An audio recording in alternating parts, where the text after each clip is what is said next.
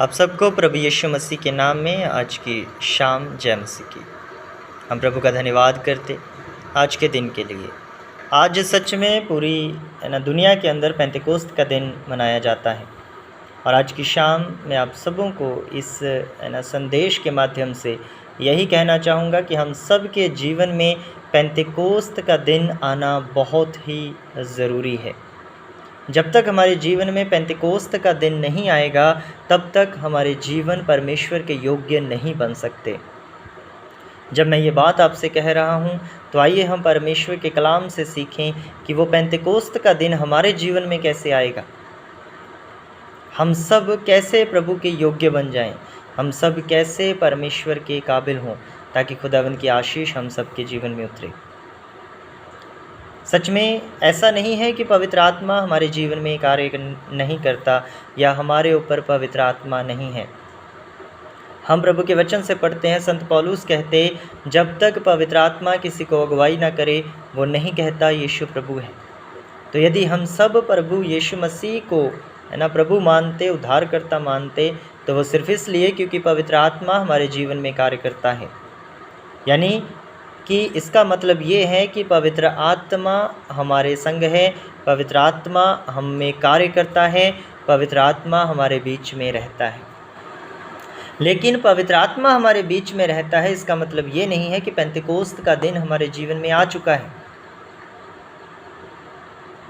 ये मैं क्यों कह रहा हूँ? यदि हम संत यूहन्ना का सुसमाचार और उसका 20वां अध्याय पढ़ें तो वहाँ पर हम परमेश्वर के कलाम से पढ़ते हैं, है ना। संत यूहन्ना का सुसमाचार उसका 20वां अध्याय उसकी 21 और 22 आयत को है ना यदि हम पढ़ें तो वहाँ पर हम प्रभु के वचन से पढ़ते हैं कि प्रभु कहते जैसे पिता ने मुझे भेजा, अपने शिष्यों से कहते जैसे पिता ने मुझे भेजा वैसे ही मैं भी तुम्हें भेजता हूँ। और उसके बाद लिखा, प्रभु ने उन पर फूंका और उन्हें कहा कि तुम पवित्र आत्मा लो। जिस दिन प्रभु ने उनसे ऐसा कहा उसी दिन पवित्र आत्मा उनके जीवन में उतर आया और पवित्र आत्मा उनके संग संग चलता था। लेकिन उसके बाद भी हम जानते हैं, इस बात को हम वचन से पढ़ते हैं कि जैसे समय बीता, जैसे दिन है ना गुजरे और प्रभु यीशु का दुख भोग आ गया और प्रभु ने दुख भोगे, उस समय वही सारे प्रेरित, वही सारे शिष्य प्रभु को छोड़कर भाग गए और उन्होंने प्रभु का इनकार किया। पवित्र आत्मा उनके संग था फिर भी उन्होंने प्रभु का इनकार किया। क्यों? क्योंकि वो आत्मा के चलाए नहीं चलते थे। वो प्रभु को उद्धारकर्ता तो मानते थे, वो जानते थे प्रभु यीशु मसीह है, प्रभु यीशु परमेश्वर के पुत्र हैं, फिर भी उन्होंने प्रभु का इनकार किया क्योंकि वो आत्मा के चलाए नहीं चलते थे। पेंतेकोस्त का वो दिन उनके जीवन में नहीं आया था। और आज भी हम में से बहुत सारे विश्वासी ऐसे हैं जिन्होंने है ना बपतिस्मा लिया है और प्रभु यीशु को ग्रहण किया है, पवित्र आत्मा हमारे संग है, लेकिन पेंतेकोस्त आज भी हमारे जीवन में नहीं आया है। हम प्रभु के वचन से पढ़ते हैं, संत पौलुस कहते हैं कि हमने एक ही आत्मा के द्वारा एक देह होने के लिए बपतिस्मा लिया है। यानी कि जिस दिन हमने बपतिस्मा ग्रहण किया उस दिन भी पवित्र आत्मा के कारण ही हमने बपतिस्मा ग्रहण किया है। यदि पाकरू हमें अगुवाई ना करता हम कभी भी है ना बपतिस्मा लेने के लिए तैयार ना होते। तो यदि पवित्र आत्मा ने हमारे जीवन में कार्य किया है इसीलिए हमने बपतिस्मा लिया है। तो मेरे अजीज़ों, पवित्र आत्मा तो हमारे जीवन में है, पाकरू हमारे जीवन में कार्य भी करता है। पवित्र आत्मा हमें सिखाता भी है, समझाता भी है। पवित्र आत्मा हमें परमेश्वर में बनाए भी रखता है, लेकिन हो सकता है पेंतेकोस्त अभी तक हमारे जीवन में नहीं आया है और इसीलिए हम बार बार अपने कार्यों के द्वारा है ना प्रभु का इनकार करते हैं। हम सब मसीह की देह के अंग तो हैं, क्योंकि हम वचन से पढ़ते हैं एक ही आत्मा के द्वारा हमने एक देह होने के लिए बपतिस्मा लिया, तो हम देह बन गए, हम मसीह की देह में शामिल हो गए। लेकिन आज भी हम जो मसीह की देह के अंग हैं हमारे अंदर शरीर की लालसाएं पाई जाती हैं। क्यों? क्योंकि पवित्र आत्मा अभी तक हमारे जीवन में नहीं उतरा है। हम पाकरू के कारण देह में तो हैं, मसीह की देह में तो बने हुए हैं, लेकिन पेंतेकोस्त अभी तक हमारे जीवन में नहीं आया है। और जब तक पेंतेकोस्त हमारे जीवन में नहीं आएगा तब तक हम ना प्रभु में परिवर्तित नहीं हो सकते, तब तक हम परमेश्वर की उस महिमा को नहीं देख सकते जिस महिमा को देखने के लिए प्रभु ने हम सबको चुना, हम सबों को ठहराया है। यही सब कुछ तो हुआ था प्रेरितों के साथ। जिस दिन प्रभु यीशु ख्रिस्त ने संत यूहन्ना के सुसमाचार में उन पर फूंका, उसी दिन पवित्र आत्मा उनके जीवन में उतराया। लेकिन पवित्र आत्मा उनके जीवन में होते हुए भी उन्होंने प्रभु यीशु का इनकार किया। लेकिन जिस दिन पेंतेकोस्त उनके जीवन में आया, पेंतेकोस्त का दिन उनके जीवन में आया और पाकरू आग की जीभों के रूप में उन पर उतर आया, उस दिन लिखा, वही पतरस जिसने 3 बार प्रभु यीशु का इनकार किया, उसी पतरस ने खड़े होकर जब गवाही दी, जब उसने प्रचार किया, तो हम वचन से पढ़ते हैं कि 3000 लोगों ने बपतिस्मा ग्रहण किया। प्रभु की महिमा हो। 3000 लोगों ने बपतिस्मा ग्रहण किया। वही पतरस जो प्रभु का इनकार करता था, वही पतरस 3000 लोगों को अगुवाई कर रहा है कि तुम प्रभु के लिए नई फसल बन जाओ। जब हम पुराने नियम में से पढ़ते हैं तो पेंतेकोस्त का दिन, जिसको 50वां दिन कहा जाता था, लेवियों की पुस्तक के अंदर हम इस बात को पढ़ते हैं कि वो तो सप्ताहों का पर्व होता था। वो 7 सप्ताह मनाते थे। फसह के त्यौहार के बाद यहूदी लोग 7 सप्ताहों का पर्व मनाते थे, और उस 7 सप्ताहों के पर्व के अंतिम दिन यानी कि 50वें दिन को उनकी एक बहुत बड़ी सभा होती थी, और वो सब परमेश्वर की हुजूरी में आते थे और प्रभु को भेंटें चढ़ाते थे, प्रभु को धन्यवाद देते थे और नई फसल प्रभु को अर्पित करते थे।